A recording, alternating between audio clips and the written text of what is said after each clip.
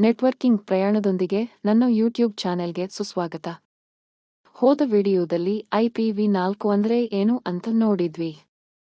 ಇವತ್ತು ಅದರ ಪ್ರಕಾರಗಳನ್ನು ನೋಡೋಣ. IPv4 ಅನ್ನ A, B, C, D, E ಅಂತ 5 ಕ್ಲಾಸ್ಗಳಾಗಿ ವಿಂಗಡಿಸಿದ್ದಾರೆ. ಇದರಲ್ಲಿ ಕ್ಲಾಸ್ ಎ ತುಂಬಾ ದೊಡ್ಡ ನೆಟ್ವರ್ಕ್ಗಳಿಗೆ, ಕ್ಲಾಸ್ ಬಿ ಮಧ್ಯಮ ಗಾತ್ರದ ಕಂಪನಿಗಳಿಗೆ ಮತ್ತು ಕ್ಲಾಸ್ ಸಿ ಚಿಕ್ಕ ನೆಟ್ವರ್ಕ್ಗಳಿಗೆ ಅಂದ್ರೆ ನಮ್ಮ ಮನೆ ವೈಫೈ ತರಹ ಬಳಸುತ್ತಾರೆ. ಈ 3 ಸಾಮಾನ್ಯ ಸಂವಹನಕ್ಕೆ ಬೇಕು.